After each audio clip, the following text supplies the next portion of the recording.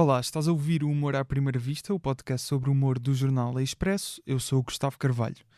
Não é só por cá que o humor em português cresce a olhos vistos, ainda assim foi em Portugal, onde vive há uns anos, que o Rodrigo Marques decidiu regressar ao Brasil para voltar a fazer stand-up comedy. No programa A Culpa é do Cabral, esse mesmo Cabral, de 1500, ganhou notoriedade ao lado de 3 outros humoristas brasileiros. Em 2021 tornou-se um fenómeno da comédia brasileira pelas redes sociais, com muitas e muitas horas de stand-up comedy no YouTube. E aí, a culpa foi só dele. Quando andava pelo teatro ainda miúdo atrás do pai, sonhava levar o Oscar de melhor roteiro original para o Brasil. Por agora não lhe podemos dar o Oscar, mas de Portugal vai levar certamente os aplausos de muitos fãs. Na primeira tour de stand-up que faz na Europa, ainda este mês, vai a Aveiro, Braga, Coimbra, Viseu, Porto, Almada e Lisboa, esgotadas, mas com sessão extra já aberta. Humor à primeira vista.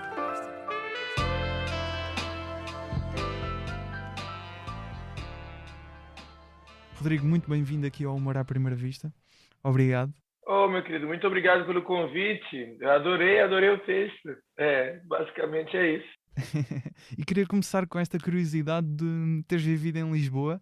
Isto foi exatamente quando? Eu vivi em Lisboa, eu acho que era 2009. 2009, ok. Já foi há mais de 10 anos. 2008 ou foi 2009, eu acho que foi isso. E eu trabalhei fazendo tudo. Minha mãe morava em Portugal. Eu tinha acabado de entrar na faculdade. E aí eu não estava gostando muito da minha faculdade. Eu via que a mensalidade era cara, era um problema para a gente pagar. Então eu decidi que ia para Portugal ajudar minha mãe. Ela estava trabalhando em Portugal e aí eu fui. Trabalhava num restaurante que ficava ali próximo ao Bairro Alto. Ok. Chama Lábios de Mosto. Acho até que ainda existe. Foi um dos primeiros lugares que eu trabalhei. Fixe. Tiveste cá há quanto tempo já agora? A última vez que eu estive em Portugal foi antes da... acho que foi em 2019, eu acho. Ou foi no final de 2018. Mas eu acho que foi em 2019 para fazer um show num cassino Estoril. Ah, sim. Não, foi no Cassino Lisboa. O Cassino Estoril foi o que eu conheci. No Cassino Lisboa a gente faz um show que era uma conexão portuguesa. Cada brasileiro fazia um show com um comediante. Eu fiz com um comediante daí que é o... Como é o nome dele, meu Deus? Cara, o cara vai me matar. Gente boa ele. Ele é muito amigo do Vitor Sarro, caralho. Como é o nome do Fernando cara? Rocha? O Rocha. Fernando Rocha, certo. Exatamente. E aí a gente não se conhecia, a gente fez um show, meio que uma sketch, eu e ele, a gente trocava ideia, e um na frente ia fazer um pouco de stand-up, voltava, e depois o outro ia. Ok. Aí foi bem divertido. Mas agora eu tô bem empolgado, porque realmente é a primeira vez que eu vou para fazer meu show solo, assim. Exato. E é engraçado que o teatro que eu vou fazer em Portugal, em Lisboa, É o Vilaré? quando eu fui morar com Maninha, eu lembro que na primeira semana, quando eu estava em Portugal, a gente foi no teatro juntos, a gente assistiu uma peça, que o nome da peça era A Gorda, eu acho que o nome da peça era essa, Gorda. e tinha aquele ator aquele ator português que foi morar no Brasil, o nome do ator eu não lembro, mas é um ator que ele já fala com sotaque português, ele fez várias novelas aqui no Brasil. O Ricardo E aí Pereira? ele tava fazendo eu acho que é o Ricardo Pereira, e ele tá na Globo, né? E ele tava fazendo essa peça, e eu lembro que eu assisti a peça com manhã e não consegui entender porra nenhuma. Eu falava, esses caras estão falando em português, eu não consegui entender nada da peça, nada. Mas eu achei o teatro lindo. E fiquei pensando, caramba, será que tem show de comédia aqui? Tem stand-up? Fiquei com isso na cabeça. Quando o meu produtor, Guilherme, mandou pra mim, Rodrigo, vai fazer show em Portugal, eu fiquei feliz pra cá. E quando ele mandou o nome do teatro em Portugal, eu lembrei na hora, eu mandei pra mãe, eu disse, mãe, vou fazer show naquele teatro. E aí saber que ainda vão ser 2 sessões, eu tô feliz demais. E saber que vão ter portugueses assistindo. Claro. Então, eu recebo muita mensagem de português. Eu pensava que era só os brasileiros que iriam para os meus shows. Ou seja, tens brasileiros que vivem cá que vão, mas também portugueses mesmo que vão assistir a isso. Eu recebo muita mensagem, mas começou cada vez mais a aumentar a mensagem de portugueses de vários países os 2 ou 3 países da África que falam língua portuguesa me mandam mensagem também. Muito da Angola. Angola manda bastante. Cabo Verde. Temos cá um comediante angolano já há uns tempos, que é o Gilmário Vemba, que fazia lá comédia em Angola e agora está cá também a implementar-se já no meio. É muito fixe. Ele faz uns vídeos, né, ele fica fazendo umas narrações, umas massagens. No TikTok. exatamente, acho que sim. Acho que é isso. Exato. Eu sigo ele. Oh, fixe. Ele também é muito porreiro. Tu tens umas histórias, eu estive a ver alguns dos teus vídeos e vi o Problema é Meu, que é o solo que tens no teu canal de YouTube. Pelo menos apanhei duas. Uma relacionada com a vinda, quando estavas em Portugal e vieste para cá, do aeroporto. E depois contas outra também de uma festa de Erasmus em Lisboa.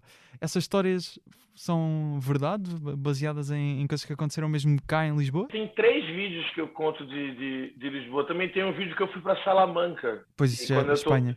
Claro. E quando eu tô voltando, eu venço a imigração portuguesa, conversando okay. Esse não vi então. Esse tem até um reacting de uns portugueses vendo esse vídeo. Tem uns reacting vendo esse meu vídeo vendo do Ventura. E eu e o Ventura a gente foi assistir. E todas são verdades. Mas depois assista esse, se chama Ilegalmente na Espanha. A balada era ali próxima no Bairro Alto. Eu tava com meu amigo Rick, mineiro, que mora aí em Portugal ainda. Inclusive, vai-te ver. Vai no show, a gente vai se encontrar. Exato. Eu tenho as fotos do dia que eu apanhei. A gente ligou pro meu irmão chateadíssimo. Dos gringos. Não eram portugueses, eles eram... Eu não sei qual era o país dos caras. Um português muito ruim. Assim. A outra foi a do aeroporto, né? Exatamente. Quando eu tava saindo, eles chamaram o CEF.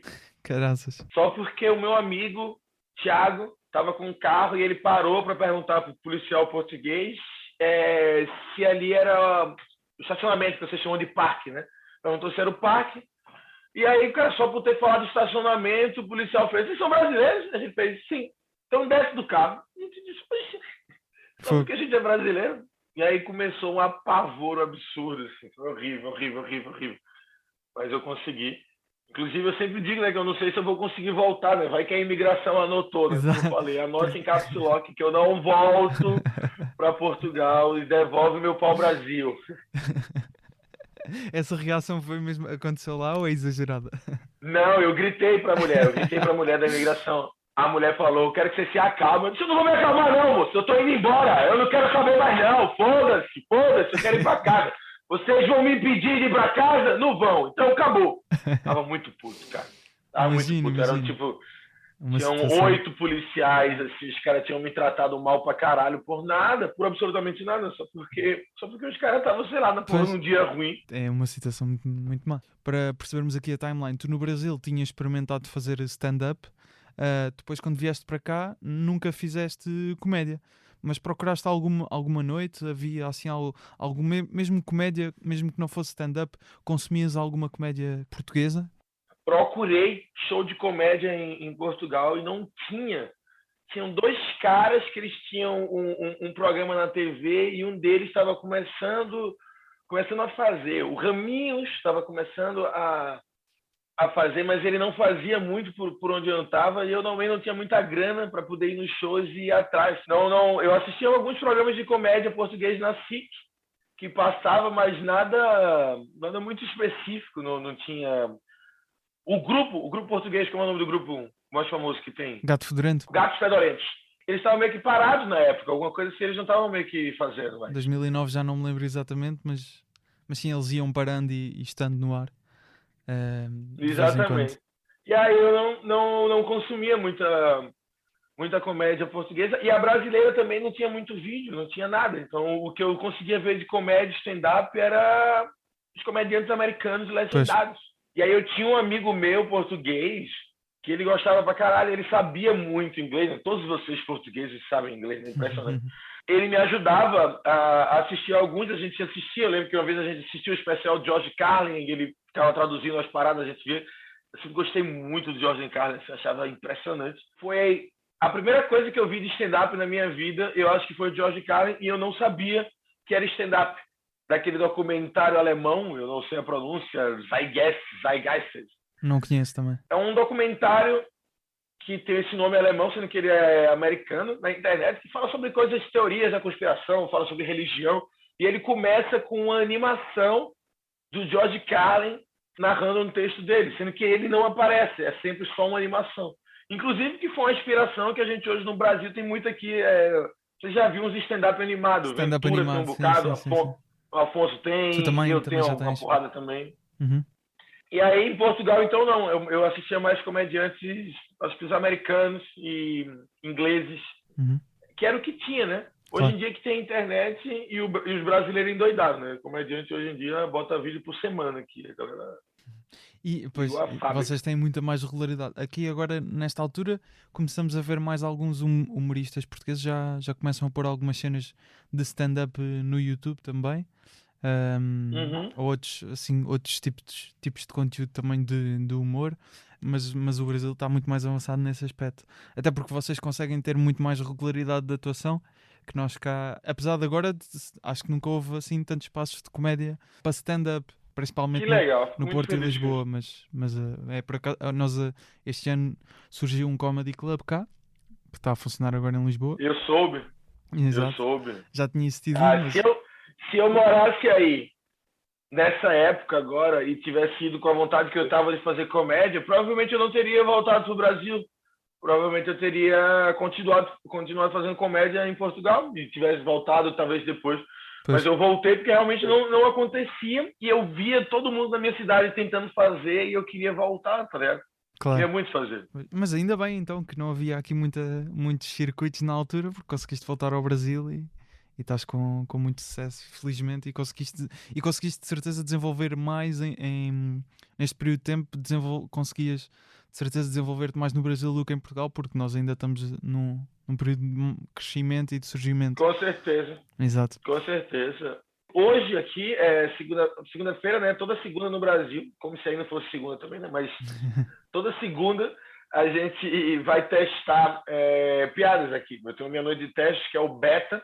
Então, toda segunda-feira eu me obrigo a criar 15 minutos de material novo ou ajeitar o material que eu já venho testando, sendo que aí a gente vai lá e testa um bloco de coisas que você quer reformular. E aí a maioria das coisas viram vídeo ou vai para o solo ou não acontece nada, mas só em ter essa obrigação na minha cabeça de eu ter que criar Uhum, faz com que eu corra atrás, sabe? claro. Então, ajuda um pouco. E fora o show solo, não. Felizmente, nesse momento da carreira, estou fazendo show solo quase todos os dias. A gente está correndo atrás do tempo perdido na pandemia. Que é o inimigo do Então, nível, é o espetáculo com que estás agora, não é? eu tô rodando com dois ao mesmo tempo, que Estás é com o dois? Inimigo do Nível é porque o outro não é um solo oficial, eu chamo ele de Aprumando, que Ok. são as ideias e quase o solo que eu vou rodar em 2022, sendo que esse eu faço em comedies, faço em Fogo. locais menores, Uhum. porque eu não quero gravar o meu especial e depois continuar fazendo muito o mesmo texto para não correr o risco de criar coisas, porque eu crio muito em cena Uhum, e depois não ter a possibilidade de colocar de volta, porque claro. já foi gravado. Então eu já quero que quando eu poste, eu já comece a ir com esse meu outro texto. Então aqui em São Paulo, por exemplo, toda terça eu faço show num comedy que eu não faço nenhum texto do meu solo do Inimigo do Nível. Toda terça, quem vai me assistir em São Paulo, eu estou em cartaz até o final do ano, é só É um outro testar. material, são Pois. outras histórias. E aí nos outros dias é o meu solo e hoje na segunda é outra parada. Então Fogo. É é um muito. pouco doido, mas eu tento organizar. É muito texto, é muito texto. Já agora, só para concluir esta parte aqui em Portugal, consomes alguma comédia portuguesa ou tens alguma referência de algum comediante português? Não tenho. Tem um cara que eu já li muita coisa dele, mas eu não assisti nenhum vídeo dele. E tem um português que veio falar comigo, que eu descobri que ele tem um vídeo dele no especial dele no Netflix. O Salvador Martinha? Exatamente esse cara. Uau. E aí eu adicionei na lista do meu Netflix para assistir. E aí eu vou assistir com certeza. Uhum. Mas eu não Ok. assisti nada. Eu sou muito ruim com o nome. As pessoas, eu fico até meio que chateado com isso. Acho que a maconha influencia um pouco. Mas Claro. eu gosto muito do Raminhos. Eu acho ele muito engraçado. Eu assisti, acho que 3 shows do Raminhos ao vivo. E para mim é um dos melhores comediantes assim que eu já vi ao vivo. Tipo, ele é muito alto. O show dele é muito alto. Eu fui no show dele que ele tinha que fazer 30 minutos. Acho que ele ficou 1h30 no palco. E aí ele desceu e fez... Não, essas coisas aconteceram comigo recente. E tava, tipo, a plateia indo abaixo, eu não consigo entender tudo, né? Que às vezes ele vai numa empolgação que eu Claro. entender 60%. Mas a plateia tava num volume assim, sendo que eu não consumo e não tenho acesso ao material dele na internet. Eu vejo as postagens. Claro. Eu acho que eu posso dizer que eu consumo o Raminhos. Eu Ok. vejo os stories e os vídeos dele. Uhum. Mas não vejo o stand-up dele porque ele não posta. Uhum. Ele tem algum no YouTube, mas espetáculo completo. Penso que talvez 2 no YouTube, não tenho a certeza agora. Mas também é mais recentemente. Eu não vi esse, então. Mas eu sigo o Raminhos e tem o cara que eu li umas coisas dele, que é o que o Afonso gosta muito. O Como é Ricardo o nome Araújo dele? Pereira. É o Ricardo Araújo Pereira. Esse maluco é um gênio. Ele é extremamente inteligente, assim. Eu li uma parada dele falando sobre comédia, sobre persona, sobre o entendimento do texto, sobre o som das palavras na comédia. Ele realmente tem uma visão diferenciada. Exatamente. Estavas a dizer só essa coisa do Salvador Martinha. Eu não sei se o sol dele ainda está na Netflix. Isso já foi há algum tempo que recebeste essa mensagem ou não? Não, ele me mandou mensagem semana passada perguntando se eu ia estar em Portugal. A sério? Olha que fixe. Ele botou assim, estás acá? Aí eu botei, em Portugal? E aí ele visualizou e acabou a nossa conversa. Mas E aí eu vi que ele estava no Netflix. Não, Sim, mas o sim. especial dele está no Netflix ainda. ainda está? Pois não sei. Eu tinha a impressão que já tinha saído. Porque já é de há uns anos. Mas o Salvador também é um excelente comediante cá e bastante conhecido cá. Que ele agora tem estado a fazer até umas sessões com convidados. Também num teatro em Lisboa e também algumas no Porto. E está muito fixe também. Fico feliz que tá com essa cena forte em Portugal. Eu vou ficar alguns dias aí, acho que em off, sem show, e eu vou tentar ir assistir. Com certeza. Sim, muito fixe. Acho que vale a pena ir assistir. Até, aliás, há uns dias fui ao Comedy Club. Já foi há 15 dias, talvez. Mas tem alguns também comediantes brasileiros que vivem cá.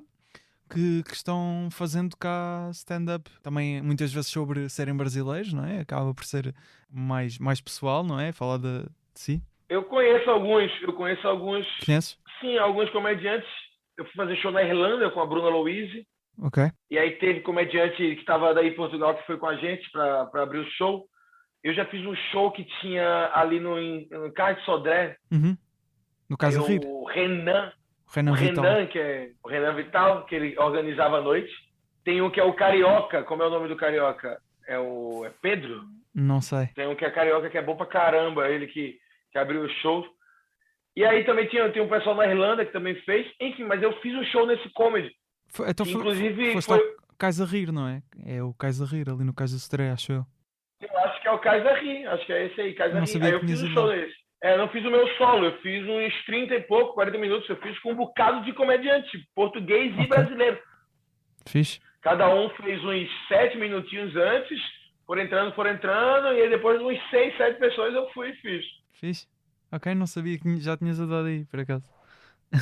Já fui lá. Tu tentarias aqui uma carreira em Portugal?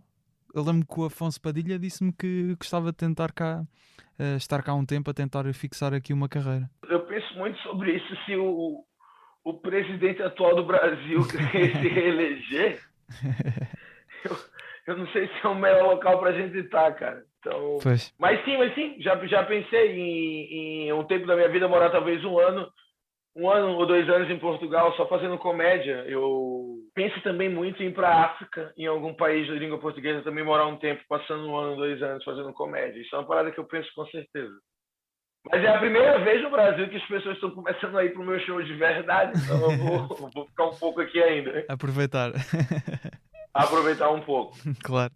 Gosto muito da ideia de ir para Portugal. Quem fala muito sobre isso é o Vitor Sarro. O Sarro gosta muito daí. Pois, ele também já veio aqui atuar algumas vezes com o Fernando Rocha. Ele é bom demais. Uhum. O Afonso, eu não sabia que o Afonso tinha interesse também, mas o Afonso também é muito bom. Ele disse isso, eu lembro-me. É muito fixe. Agora, passando aqui uma parte mais do teu estilo na comédia, lá está, como disse, estive a ver algumas das coisas que tu disseste até noutros podcasts e ver a tua comédia para perceber qual é que é exatamente o teu estilo, e percebi que é um bocado storytelling, não é? Com histórias que muitas vezes se calhar te acontecem e tu vais pondo punchlines e vais adornando aquilo de uma forma para ficar com piada. Por exemplo, O Problema é Meu são 3 histórias, não é? Acabam por Isso. ser 3 histórias e que muitas vezes têm callbacks, portanto estão de alguma forma, às vezes consegues interligá-las de alguma forma e acaba por ser uma estrutura diferente de espetáculo que normalmente não estamos necessariamente habituados. Já eu li num sítio que tu já tens alguns solos anteriores ao Problema é Meu, só que não estão na internet, certo? Eu tinha um outro solo que eu fazia, sendo que as piadas elas envelheceram. Ok. Eu mudei e não gravei e não gostava mais. Aí fui Uhum. amadurecendo e eu criando outras histórias. Então, o problema é meu, ele é os meus 3 vídeos das minhas 3 histórias que tinham mais dado sucesso e dado certo na minha carreira. Ah, ok. Quando eu coloquei no YouTube. Então foram os 3 vídeos mesmo que mudaram as coisas para mim. E aí eram essas histórias, eu continuei a contar elas no palco, porque na época eu ainda... Hoje em dia tudo que está vendo na internet não existe mais no palco. Mas antes estava na internet e ainda estava no palco. Ah, E aí certo. como eu vou criando no palco, eu vou aumentando, fui criando detalhes. E essas histórias elas ficaram de um tamanho que eu disse, cara, eu vou fazer um solo e dar um jeito de contar as 3. Então são 3 histórias tomando 3 cervejas, 3 histórias de 20 minutos. É basicamente isso. Esse solo atual, que é o Inimigo do Nível, ele é apenas uma história. Uma história. Fogo. Uma história só. E aí vai ser... Esse é o que eu sempre quis fazer. E o outro vai ser... Já estou com dinheiro e agora eu quero falar essas coisas. Se vocês não quiserem ouvir, foda-se, eu tô bem. Que aí tem 30 minutos falando sobre ateísmo, sobre a minha desconstrução de relacionamentos, aí é doideira, aí é o meu terceiro, mas o meu segundo, que é esse agora, é uma história que eu acho muito engraçada, que ela tem várias técnicas de comédia, e aí é do meu estilo, do jeito que eu gosto, porque o que eu piro não é a história em si. Para mim não é a história que é importante. Para mim o que é importante é o jeito que a história é contada. Eu gosto da estrutura, eu gosto de imaginar a narração, quem é que vai narrar entre os personagens, qual é o ângulo da câmera que eu vou dar, o que é que eu vou descrever, para onde é que eu vou sair, qual Claro. parênteses que eu vou abrir, o que é que eu vou dar vida. Nesse meu show tem um momento que a gente se transforma em um tubarão, e é um tubarão conversando com a plateia durante um tempão. Tem um momento que eu crio uma história que entra, então tipo é isso que eu gosto. Então, quando você vê cada vídeo meu na internet, eu demoro mais para postar do que todo mundo. Não porque eu tenho mais carinho, mais cuidado, talvez porque eu sou mais lento mesmo. Eu fumo bebo demais. Eu namoro muito com o meu material. Quando eu posto ele, é um término de namoro. Pois. É isso, eu conheci uma menina que eu tô curtindo pra caralho, ela é muito inteligente. Porra, a gente troca a ideia pra caralho, a trans é foda. Não, um boquete assim, que deixa molhado, que faz caralho. Quando acaba, dá vontade de ligar pra tua família e falar, gente, vocês não acreditam como é que eu fui chupado há pouco. E aí eu gosto de ver as reações das pessoas daquelas paradas que eu criei, frases que não existiam e eu formei e eu tô falando e todo mundo reagindo. Então eu vivo essas piadas até o último momento de quando eu posto, acabo. Tem um vídeo meu que se chama A Desgraça do Artista. Quando eu postei esse vídeo, eu chorei. Fogo. Eu passei a noite chorando, porque eu não queria ter postado, eu me arrependi de ter postado, porque depois que eu postei eu não faço mais encanto nenhum. E acabou. Eu perdi alguém, eu perdi a minha namorada, eu perdi a pessoa. Há uma expressão inglesa que é kill your babies, não é? Matar os teus filhos. Tens que matar os teus filhos, no fundo. Quanto mais as pessoas elogiam esse vídeo, os elogios desse vídeo são os melhores elogios para mim que tem dos meus vídeos, já tá nesse vídeo. Cada elogio era uma facada no meu peito. Rodrigo, esse é teu melhor vídeo, o teu melhor texto. Eu falava, eu também não sei porque eu postei, era isso. Mas aí é quando eu me desafio a criar algo melhor. Claro. A pensar em uma estrutura diferente, a ir atrás de algo que não que eu queira mudar algo, é pra mim, tá ligado? Eu sou apaixonado por cinema e apaixonado por comédia, então eu piro em como tentar unir essas duas artes na minha história. Então, as histórias que eu mais gosto, as estruturas que eu mais gosto são as que eu deixo para o meu solo. Então esse é o Inimigo do Nível, Uhum. é o que eu mais estou curtindo em fazer e não vejo a hora de fazer, mas a minha base é isso, é contar histórias, sendo que como é que vai ser essa história? E o que vamos ver em Portugal é o Inimigo do Nível? É uma mistura? O que é que vai ser? Eu ainda não sei, Ainda estás a decidir? eu estou decidindo, de verdade. Para que é que estás mais inclinado? Eu estou mais inclinado a fazer o Inimigo do Nível, porque eu acho que as pessoas vão gostar bastante do Inimigo do Nível, é uma história bem diferente, então eu acho que vai... E a ideia do meu quarto, eu vou contar para tudo, nunca nem falei isso, eu quero um dia fazer um show solo que se passe durante 1 minuto. Como? Porque eu quero mostrar que a comédia, a narração, elas podem ser atemporal. Atemporal não, pode ser infinita na sua ideia. A ideia, ela não tem tempo. Porque eu acho que quando a gente morre, acaba tudo. Sou ateu, eu falo sobre isso. Quando a gente morre, acaba tudo. Sendo que eu acho que a gente talvez viva em cima da última ideia que a gente teve, o último raciocínio. Ele vive ecoando, porque uma ideia não tem tempo. Tu dorme 10 minutos ou tu dorme 8 horas. O teu corpo está mais relaxado. Mas a tua mente se confunde. Foi atemporal para tu, tu não sabe quanto tempo aconteceu. Então, uma história que se passou em 1 minuto, eu quero provar que eu consigo contar ela em 1 hora. Porque é uma ideia, mas aconteceu em 1 minuto. Sendo que eu não sei como é que eu vou fazer isso, é só minha ideia, calma. Mas é um objetivo, não é? É muito fixe. Exato, porque se eu não tiver objetivos, eu não tenho mais nada. Então eu crio meus desafios na minha cabeça. Esse meu segundo era fazer uma história só e eu vou para cima. Conheço um comediante que é o Mike Birbiglia, americano. É, para mim, um dos melhores contadores de história que Exatamente. tem também. Eu sou louco por ele é demais. É muito bom. Quando o Birbiglia fez o primeiro, que é até o que o Rodrigo Fernandes, do Jacaré Banguela, trouxe para o Brasil, fez uma releitura desse espetáculo aqui, pediu para o Birbiglia para fazer, que é... Como é que chama? Minha ex-namorada, né? É o My Girlfriend's Boyfriend. Então, esse solo, para mim, do Birbiglia, ele representa o fim do meu primeiro solo que nunca existiu. No dia que eu assisti o Birbiglia, eu disse, cara, esse maluco, ele tá fazendo stand-up de um jeito diferente, ele leva como arte. É isso que eu quero fazer na minha carreira, é isso que eu quero fazer. Eu não quero levar o meu solo apenas como uns highlights de, eu tô pegando os melhores momentos, então tem que ser alguma coisa diferente. Esse meu primeiro solo é só um emaranhado de histórias que eu saí juntando. E eu ainda não consegui fazer no primeiro que eu queria, porque no meu primeiro ainda foram 3 histórias que eu achei que eu não tinha maturidade cômica ainda para poder levá-la ao nível que o Birbiglia levou, de ser uma grande obra um todo. E aí eu tentei juntá-las da minha melhor maneira que eu poderia fazer. Esse outro agora sou eu achando que eu já consegui juntar tudo de um jeito, mas não querendo, obviamente, me comparar ao Birbiglia, jamais, ele é um maravilhoso. Mas é a minha primeira tentativa de tentar fazer algo como um todo. Eu sentei um dia na frente do meu notebook, onde não tinha acontecido em nenhum momento antes, abri e estava completamente em branco. Eu disse, aqui eu irei escrever o meu novo show solo. Então, foi tudo pensado do início ao fim.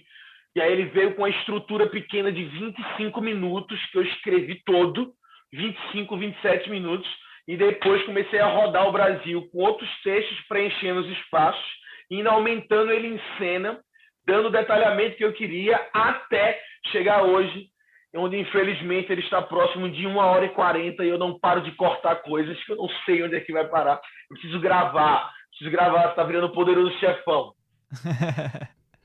Isso é muito interessante a questão do Birbiglia, porque ele também é muito cinematográfico, como tu estavas a dizer, na forma como conta as histórias.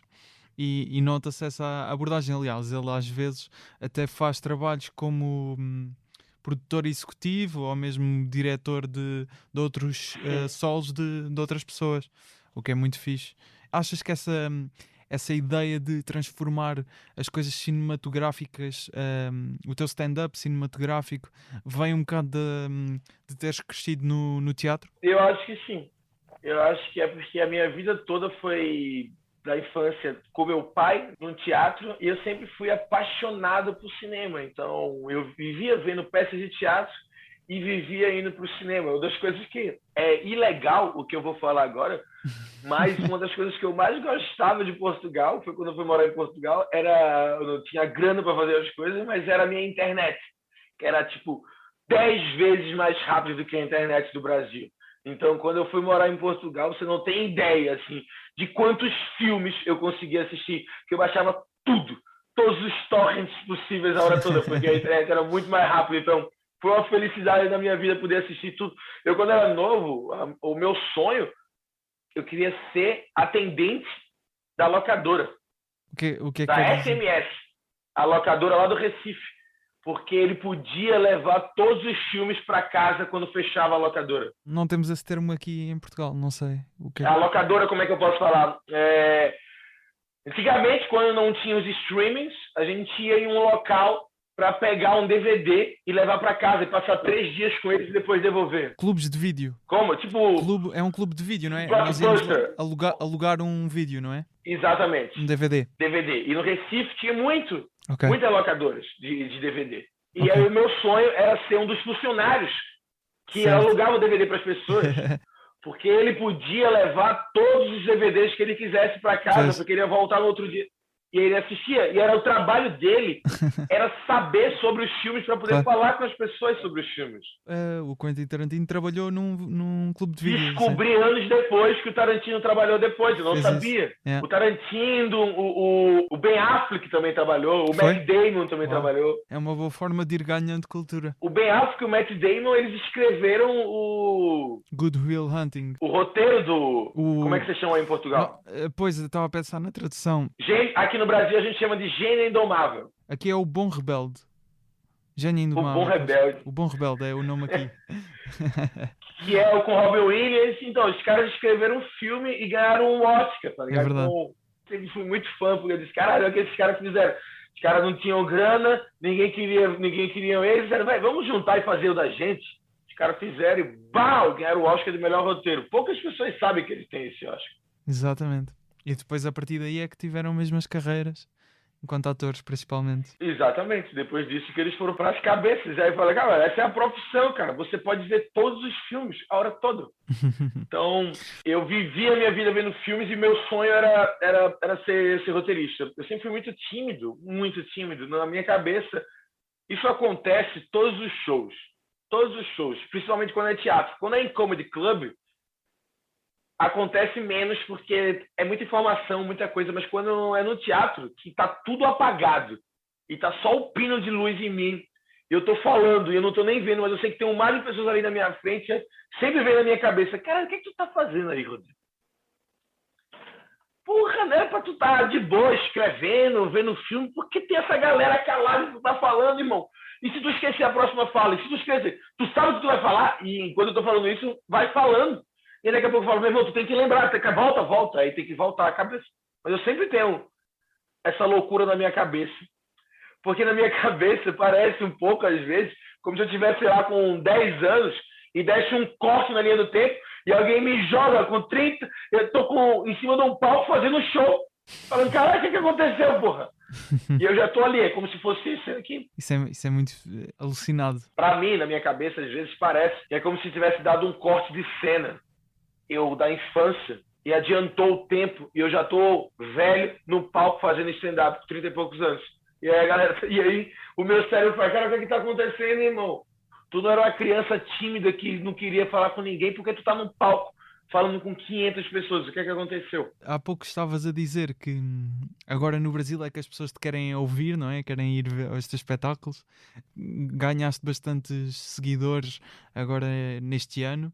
O que é que achas que mudou de repente? Já fazias comédia há tanto tempo, para só agora é que estás de facto a conseguir captar mais público? O A Culpa é do Cabral, ele me ajudou muito a alcançar um conhecimento do público grande e também, somente dos comediantes da comédia, né? Comecei a conhecer todo mundo, vim morar em São Paulo. Sendo que, é isso que você falou, né? Tipo, o que começou a mudar agora foi mais no último ano das pessoas irem pro meu show. O A Culpa é do Cabral fez eu começar a rodar com o meu solo, eu viajar muito, me ajudou bastante. Mas o que eu acho que mudou da galera começar a querer ir no meu show, agora eu me pergunto muito isso, eu não tenho a resposta exata. Mas pós-pandemia, quer dizer, ainda estamos em pandemia, né? Pós-quarentena, né? E voltando a fazer show, eu sinto que eu mudei um pouco o meu jeito de fazer comédia.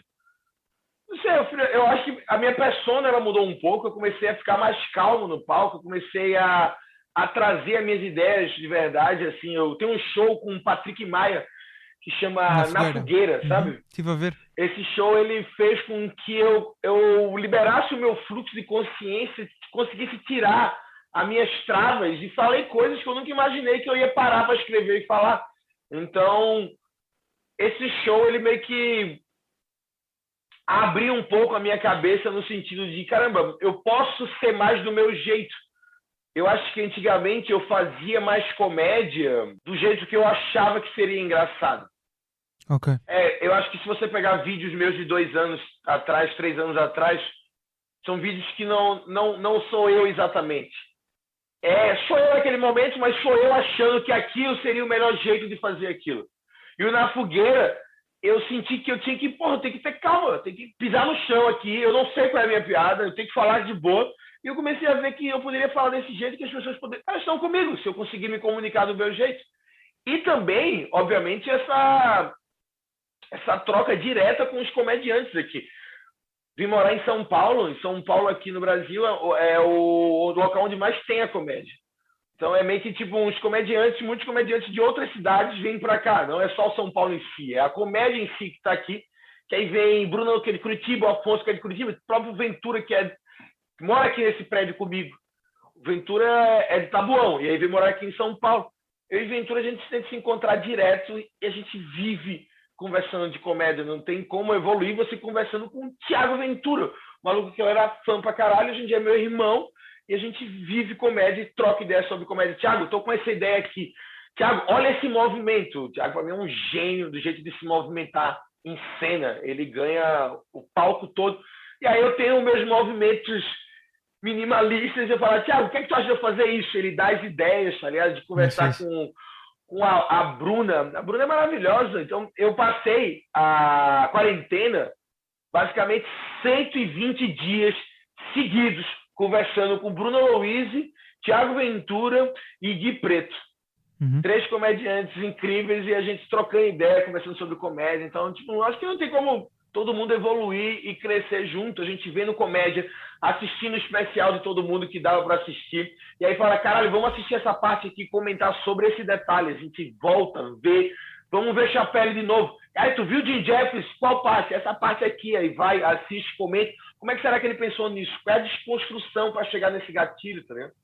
Então, eu acho que o que mudou para fazer com que as pessoas começaram a ir me assistir, acho que foi tudo junto, não tem o que falar. Tipo, os comediantes, o Cabral, o Na Fogueira, eu tá fazendo o meu show solo, e no show solo eu não tenho que impressionar ninguém. Sei lá, quando eu vim morar aqui em São Paulo no início, ou quando eu fazia aqui, eu tinha 15 minutos para fazer show. Eu tinha que impressionar porque eu tinha que impressionar o produtor, para ele poder me chamar para outro show, para eu poder ganhar um cachê de novo e poder sobreviver. Hoje não, eu tô no meu show solo, eu tenho a minha plateia, então... Mais relaxado. Comecei a entender que eu não precisava gritar a hora toda, eu posso falar mais baixo e valorizar a hora que eu grito. As pessoas estão comigo, a gente está conversando. A comédia tem que ser interessante, né? O Chapelle fala isso pro Will Smith, né? Às vezes, mais importante do que ser engraçado é você estar sendo interessante. As pessoas estão achando interessante, e aí quando você vem com a piada, é impressionante. Sendo que obviamente, meu objetivo no show é que tem uma piada a cada 10 segundos. Eu sou bem louco nisso. Eu quero que a galera esteja... Rindo. Na frequência. Mas tem que saber se valorizar os outros momentos. A comédia não é só a risada. A comédia, para mim, é silêncio, setup, silêncio, punch, silêncio. Então, o que a gente mais tem é o silêncio. Então, para mim, o silêncio é o mais importante. Se as pessoas estão com silêncio, elas fizeram silêncio, é porque elas querem te ouvir. Se tu acabou de fazer uma piada, elas riram, elas fizeram silêncio, é porque elas querem te ouvir do que tu vai falar na sequência. Se tu fala rápido pra caralho e não para, as pessoas não entendem a tua piada. Se tu para e dá a tua piada, eles entendem melhor a tua piada. Então, o silêncio, ele direciona tudo na comédia. O Chapelle faz isso muito bem, de criar tensão, punch, e tá. Exatamente.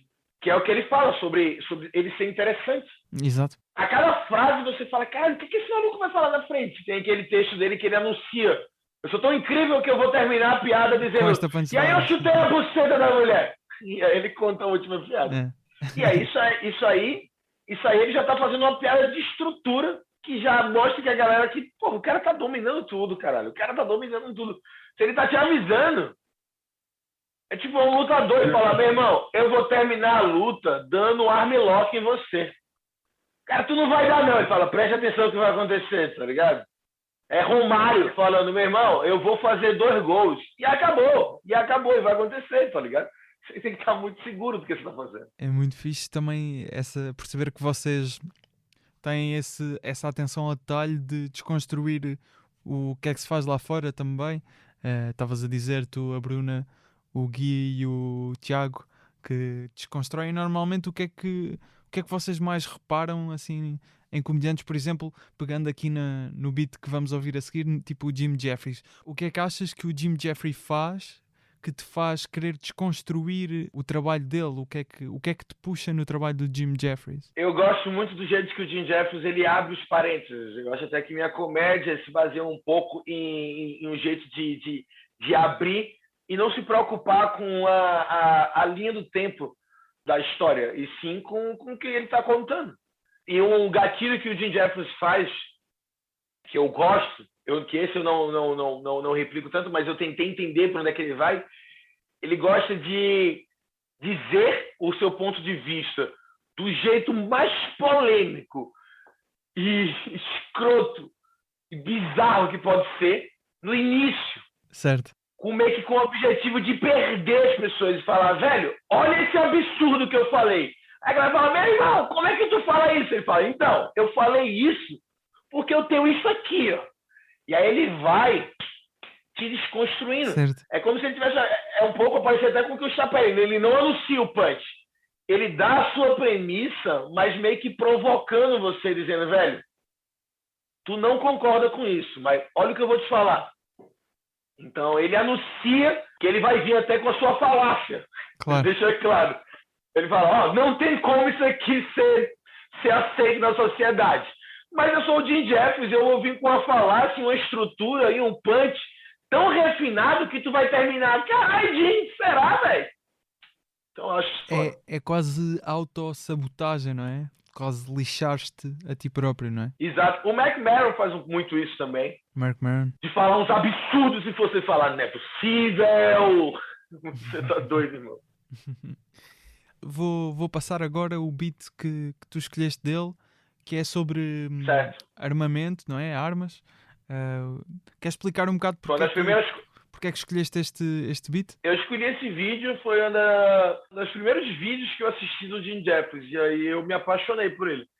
Porque eu era apaixonado pelo George Carlin, pelo Louis C.K., mas aí o Louis vacilou na masturbação, mas isso aí foi bem depois.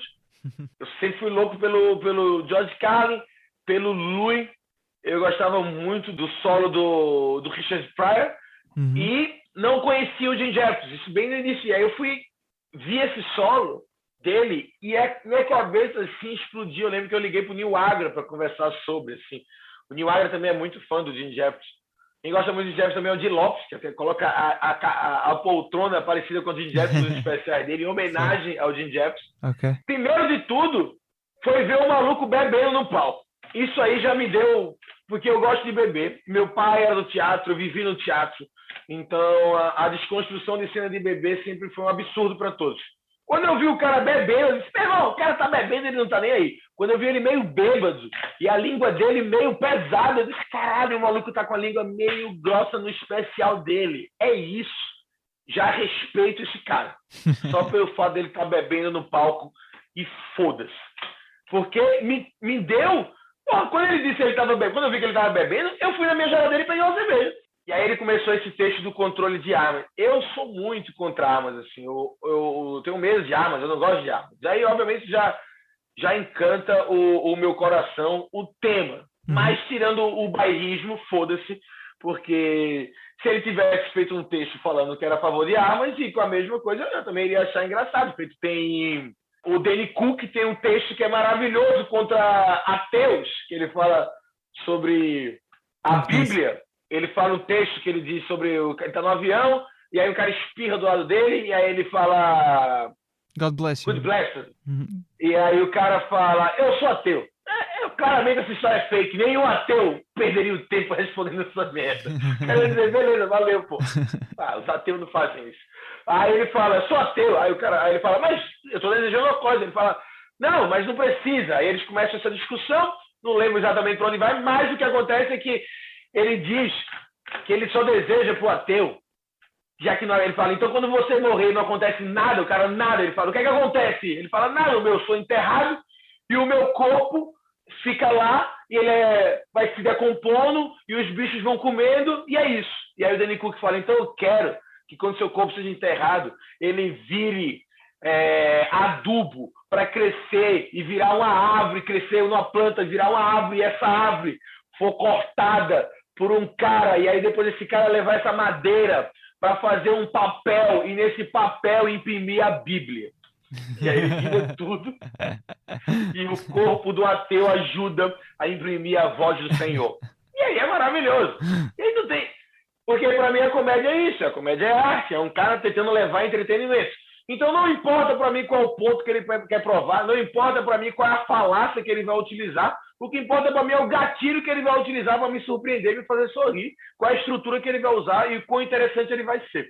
Dito isso, o Jim Jeffries, ele é um cara da Nova Zelândia, exatamente, recém-chegado nos Estados Unidos, e ele decide fazer um show nos locais dos Estados Unidos onde o índice de aprovação de armas é altíssimo, e ele entra fazendo justamente o gatilho que eu falei, provocando as pessoas, falando o quão é estúpido ser a favor das armas, e ele vai no nível que as pessoas vão meio que tipo gritando contra ele, e aí depois ele vem com tanta piada, com tanto argumento, que as pessoas começam a aplaudir, mas sem entender, e falando, meu irmão, então é isso, velho, você me venceu, com piada e com argumento, eu vou rir, mesmo você falando algo que eu sou completamente contra. Quando eu dei pausa quando acabou assim, eu disse, cara, o que esse cara fez aqui foi uma mágica. Assim. Ele fez as pessoas entenderem que ele é um artista em cima do palco, que ele tá fazendo a arte dele, que ele não é um bêbado dando uma porra de uma opinião, que não é pra tu ficar chateado, irmão, é pra tu ouvir e se divertir. Então por isso que eu escolhi esse texto. Ótimo, vamos ouvir então parte desse beat sobre controle de armas do Jim Jeffries. Now, before I start saying this, I want to say this, right? I believe in your right as Americans to have guns. I'm not trying to stop you from having guns. All I'm saying is this is my personal belief on the opinion. My opinion on the... it doesn't matter. I don't like guns, right? I'm going to say some things that are just facts, right? In Australia, we had guns, right? Right up until 1996. And in 1996, Australia had the biggest massacre on earth. Still hasn't been beaten. And... Now, after that, they banned the guns. Now, in the 10 years before Port Arthur, there was 10 massacres. Since the gun ban in 1996, there hasn't been a single massacre since. I don't know how or why this happened. Maybe it was a coincidence, right? Now, please understand that I understand that Australia and America are two vastly different cultures with different people, right? I get it. In Australia, we had the biggest massacre on earth, and the Australian government went, that's it, no more guns. And we all went, yeah, right then, that seems fair enough, really. Now, in America, you have the Sandy Hook massacre where little tiny children died, and your government went, maybe we'll get rid of the big guns? And 50% of you went, fuck you, don't take my guns!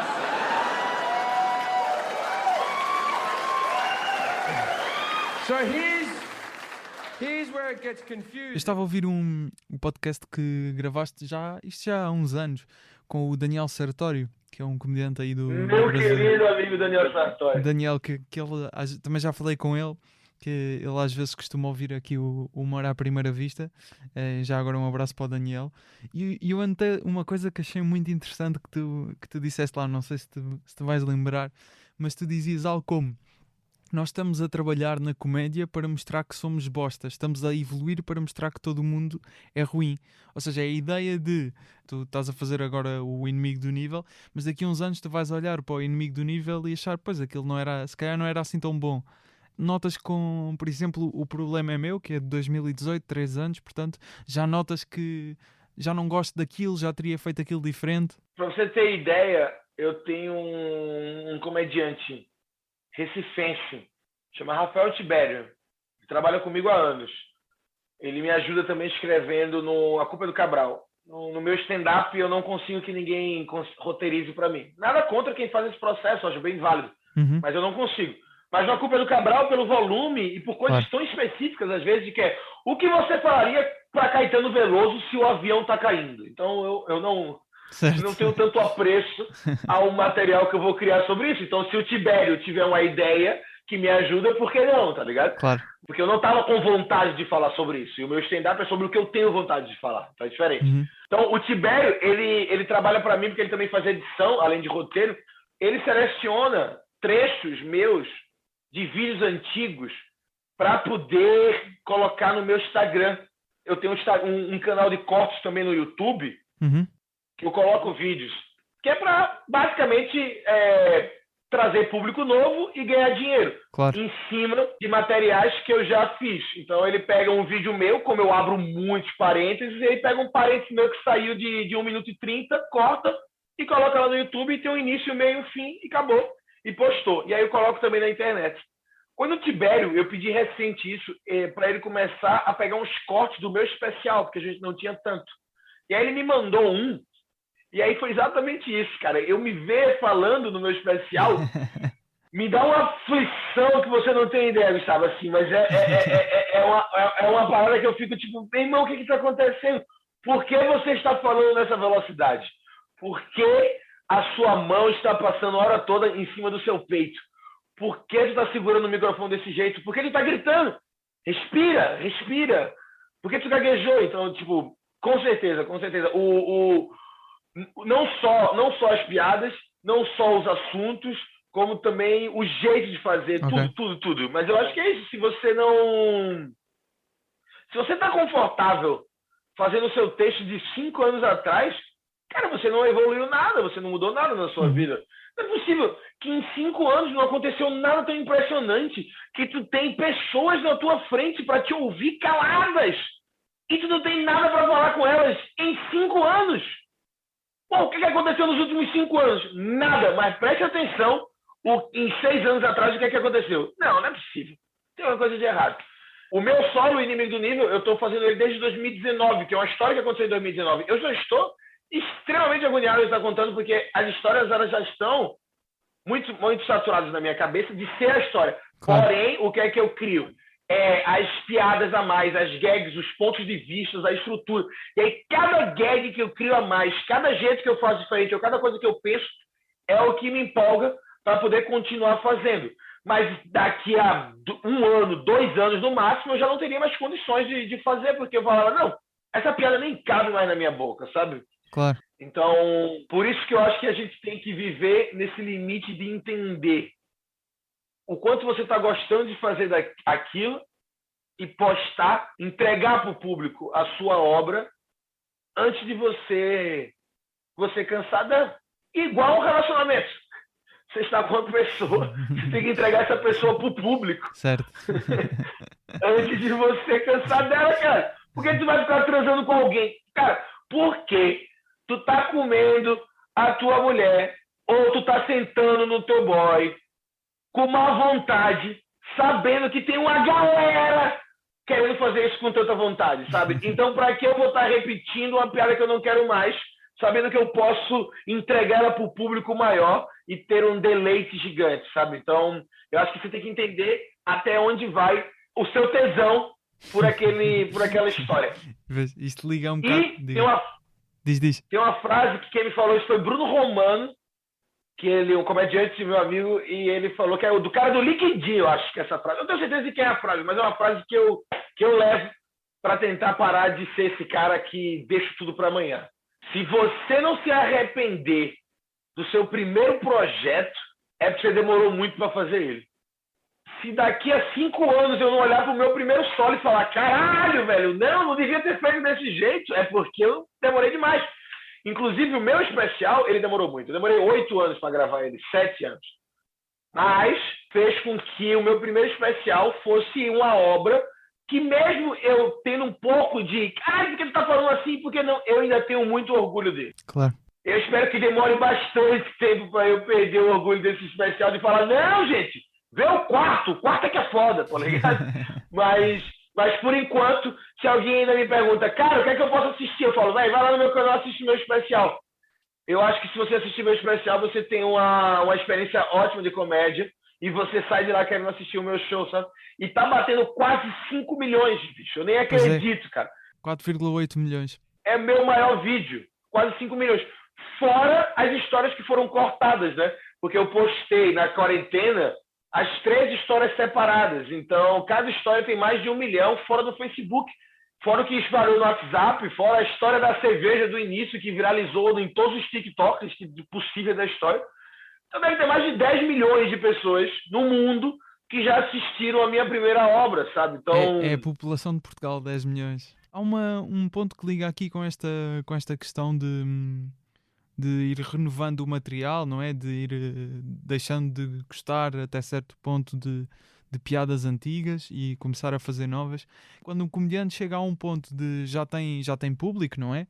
E que tu se calhar chegaste agora a essa fase, já tens o público que já é tão fiel ou já gosta tanto de ti que se calhar vai-te ver para ver o que é que estás a dizer de novo. E isso pode levar às vezes a um desleixo da parte do comediante porque sabe que já vai ter o público de qualquer maneira. E parece-me que pode ser às vezes difícil para o próprio comediante perceber se o que está a fazer continua a ser tão bom ou se é o público que ainda gosta dele por ser ele.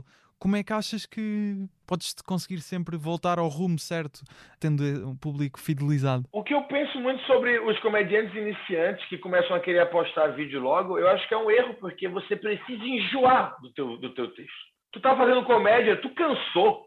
Já tá na tua cabeça, eu não aguento mais esse texto. Não existe mais a possibilidade desse texto melhorar. Cara, eu já pensei de todas as formas, eu já me arrisquei de tudo. Eu já tentei fazer esse texto ao contrário. Eu já tentei fazer esse texto de todos os jeitos possíveis. Eu consigo olhar para o cronômetro e eu tenho 3 versões desse texto de encerramento pelo tempo que eu tenho para poder concluí-lo. Eu consigo resumir e fazer versões diferentes na tua cabeça. Eu extraí o máximo dessas piadas. Isso, pra mim, eu não quero cagar regra, né, como a gente fala aqui no Brasil, mas é tipo, pra mim, um comediante ele tem que ter pelo menos uns 3 anos pra poder ele cansar e enjoar, e dizer, cara, isso aqui foi o auge que eu podia chegar. As pessoas hoje em dia falam, cara, acho que essas piadas aqui estão boas, vou postar, foda-se. Tu nunca chegou ao teu auge do que tu pode ser. Claro. Tu nunca entendeu até onde poderia ser. A chegar no nível... Sei lá, em procurar qualquer coisa, quando tudo tá tão certo, tu vai procurar um defeito, sabe? Claro. Sério, isso aqui tá perfeito. Isso aqui tá tão perfeito, mas não é possível que eu não consiga melhorar. Dá pra melhorar. Então, se tu tá postando a tua primeira versão, a tua primeira ideia, com 1 ano de comédia, tu nunca vai entender onde é que tu pode chegar. E eu fiz durante, acho que 6 anos, não quero que ninguém faça isso. Às vezes eu fiz até errado, porque eu dominei outros gatilhos, fazendo improvisação, interação, vendo outras coisas. Mas durante 6, 7 anos da minha carreira, eu fiz muito tempo o mesmo texto. Então, eu fiz em locais horríveis, em barulho, confusão. Fiz com gente com peixe na plateia, gente sem camisa, briga, pessoas armadas, bares que as pessoas não queriam me ouvir, parque, igreja. Morreu a pessoa, eu subo no palco. Então, todos os cenários que você puder imaginar. Morreu uma pessoa e subiste no palco? Sim.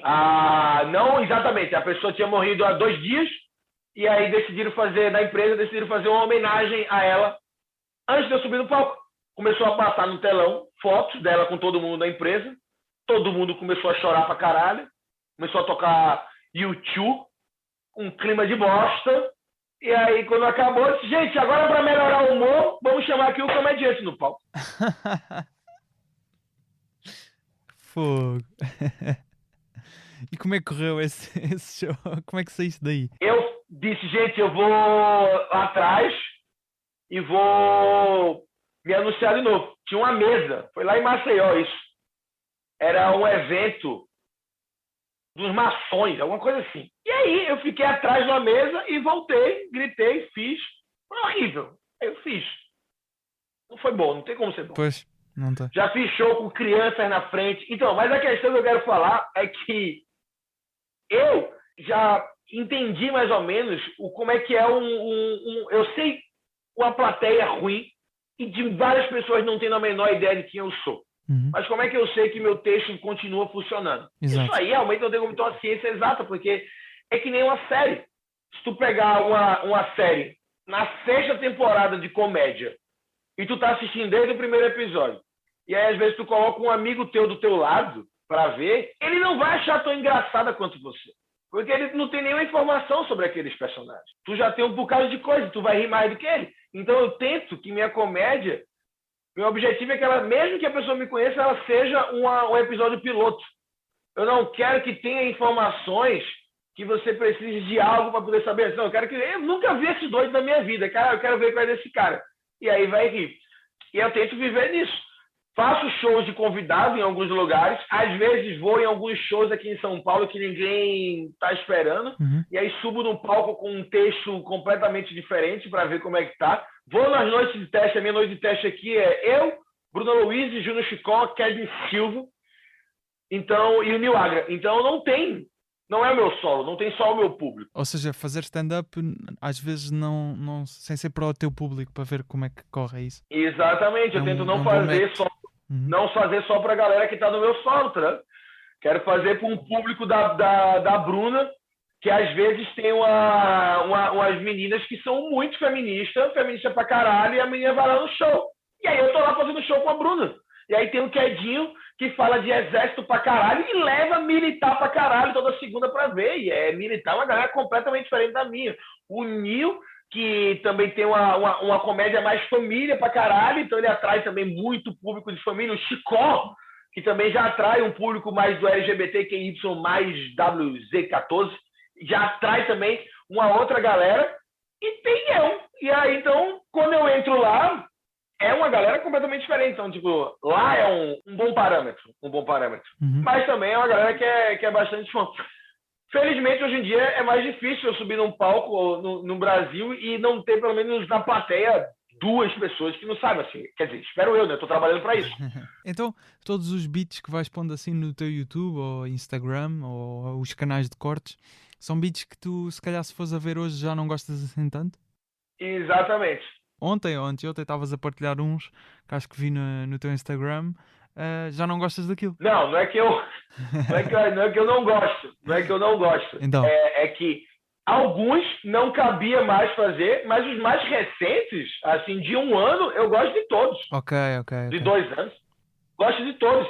Sendo que eu parei de fazer porque tem que produzir para a internet e eu não achava que era um material que eu poderia crescer no tanto.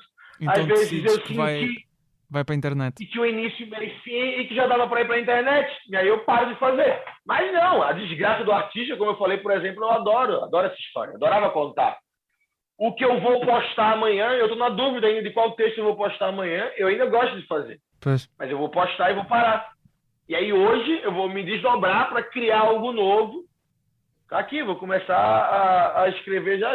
Aqui, tá, pô, mostrar, já estás ali... Começar a escrever já aqui. Ok. Para fazer o texto novo, porque daqui a 8 horas eu tenho que estar no palco para fazer 15 minutos de texto novo. Já tens uma ideia para o texto que vais escrever agora? Nem um pouco. A ideia que eu tinha sempre era, eu poderia fazer o texto que eu gravei anteontem, porque eu não postei ele ainda, então eu poderia fazer para poder ver se eu melhoro ele, mas eu já achei que ele foi muito bom, porque eu fiz uma plateia maravilhosa, que estava muito cheio no teatro, então eu acho até difícil. E aí, às vezes, me frustra de tentar fazer melhor e não conseguir. E não dar certo.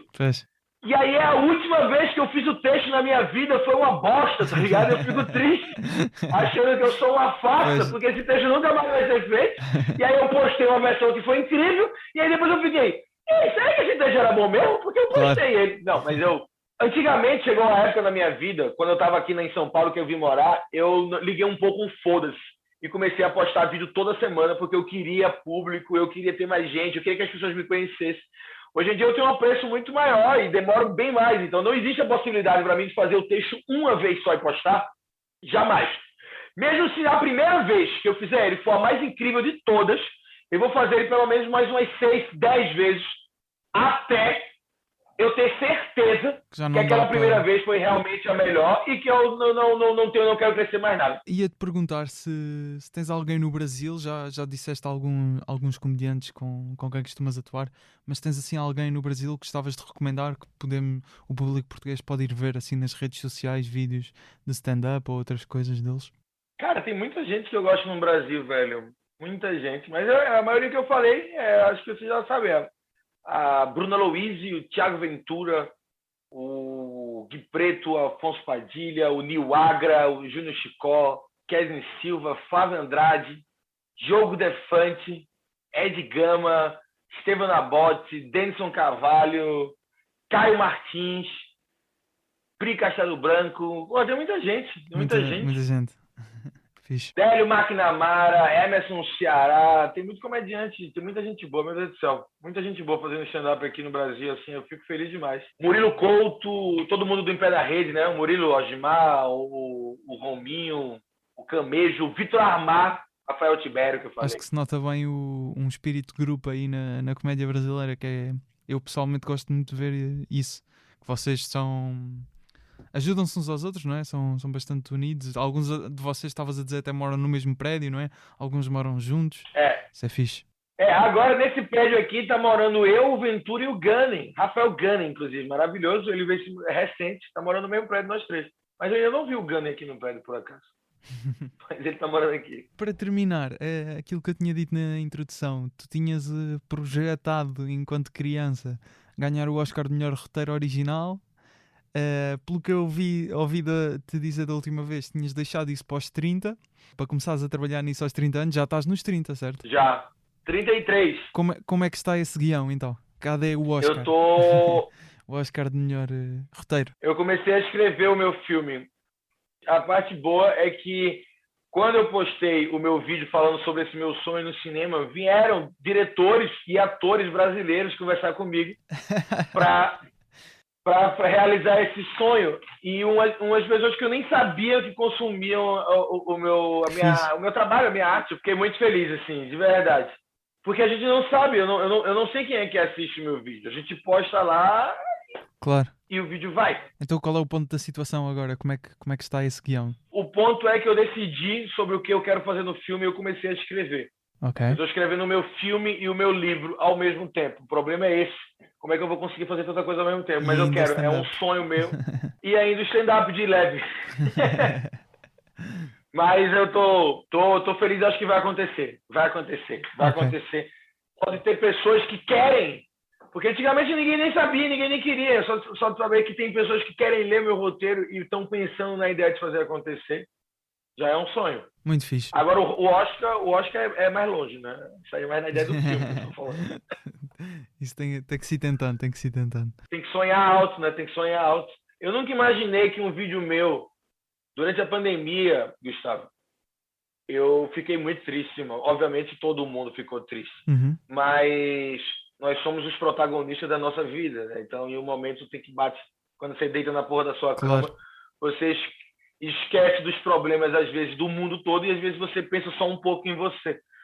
Então, nesse momento que eu pensava, cara, no momento em que minha carreira começou a mudar e dar tudo certo, vem uma porra de uma pandemia mundial e para tudo durante 1 ano e 6 meses sem show.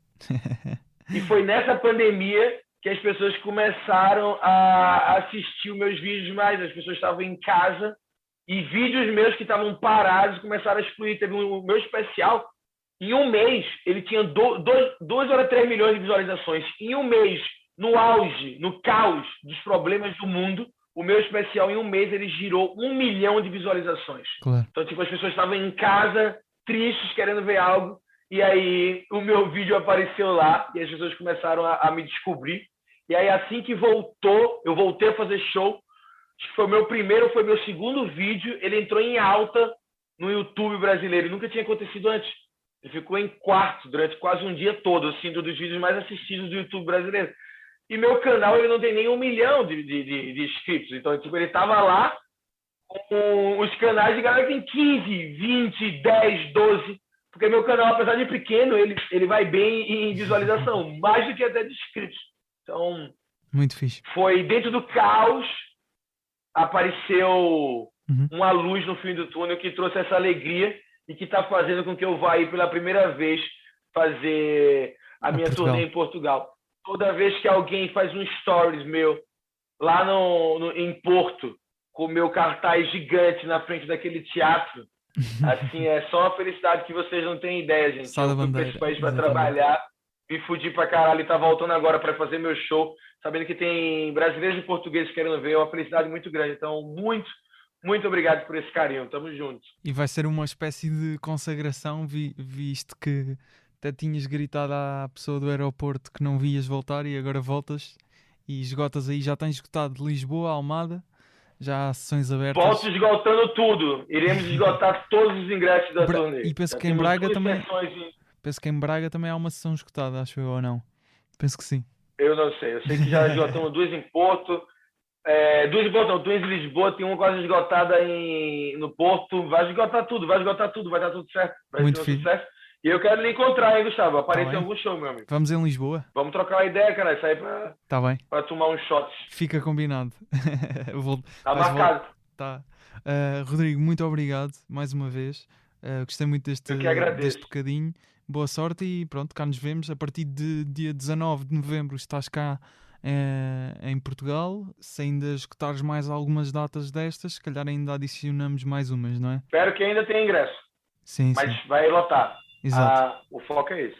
Exatamente. Ok. Rodrigo, muitos parabéns por vires aqui agora para a tour de consagração e até um dia. Muito obrigado. Muito obrigado, meu querido. Tamo junto. Obrigado pelo carinho. Obrigado pelo texto no início. Achei muito carinhoso. Até uma próxima. Valeu. Fica bem. Até já, no caso. Exatamente. Até já. É já este mês. Um abraço. Como vocês falam, um beijinho imenso. Nunca entendi isso. Ou é inho ou é imenso. Você precisa se decidir. Um beijinho grande. Valeu. É isso, é beijinho grande. Tchau. Tchau. So my point is, stop remaking our fucking movies. Leave our movies alone. We don't remake your films. You don't see Brad Pitt and George Clooney getting together to make Mystic fucking Pizza or the Sisterhood of the Yaya Fuckhead Travelling Pants movie. We leave your shit alone. Although there should be some films that should be remade with, different casts. Like one of my favourite movies from my childhood was 9 to 5. Dolly Parton, Lily Tomlin, Jane Fonda. Fantastic. It still stands up today. It's about 3 women. They have a boss who's a fucking pig. Like it's even pointing it right now. They have a boss who's a pig. So what they do is they drug him and they put him in bondage gear and they hang him from the roof of one of their garages for 3 weeks. It's a fun film. Now, they should do that with a male cast, right? So there's a woman, you put her in the position of power. The 3 employees don't like it, so they drug her and they put her in bondage gear and they hang her from the roof of one of their garages. It's just a fun film.